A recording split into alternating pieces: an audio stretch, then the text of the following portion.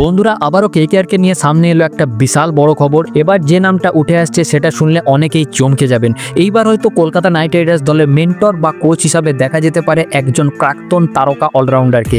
কে তিনি, সমস্ত কিছু আজকের এই ভিডিওতেই জানাবো। তবে তার আগে অবশ্যই কলকাতা নাইট রাইডার্সের সাপোর্টার হয়ে থাকলে ভিডিওটিতে লাইক করে কমেন্টে আমি কেকেআর লিখে দাও। যে খবরটা সামনে এসেছে যে কলকাতা ম্যানেজমেন্ট এবার ইরফান পাঠানকে মেন্টর অথবা কোচ করার কথা ভাবছে।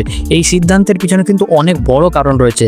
কারণ হচ্ছে ইরফান পাঠান এখন সম্পূর্ণভাবে ফ্রি রয়েছেন, কারণ কিছুদিন আগেই বিসিসিআই তাকে কমেন্ট্রি প্যানেল থেকে একদম সরিয়ে দিয়েছে। ইরফান পাঠান অনেকদিন ধরেই আইপিএল এ কমেন্ট্রি করতেন, কিন্তু এখন তিনি সেই দায়িত্বে আর নেই। আর এই কারণেই তিনি এখন সম্পূর্ণভাবে ফ্রি। তিনি এখন কেকেআর এর দলের জন্য সম্পূর্ণভাবে কাজ করতে পারবেন ভালোভাবে। আর এই জন্য কেকেআর ইয়ন মর্গানকে যদি না পায় মেন্টর হিসাবে, অর্থাৎ রাজি করাতে যদি না পারে, তাহলে কিন্তু ইরফান পাঠান বিকল্প হিসাবে দেখা যেতে পারে বলে জানা যাচ্ছে। ইরফান পাঠান আইপিএল খেলেছেন, কিছু বছর আগেই তিনি আইপিএল খেলা শেষ করেছেন, তাই তার অভিজ্ঞতা কিন্তু একেবারে তরতাজা রয়েছে। তিনি একজন দারুণ অলরাউন্ডার ছিলেন এবং তার অভিজ্ঞতা কলকাতার বোলারদের অনেক সাহায্য করবে বলে আমি মনে করছি।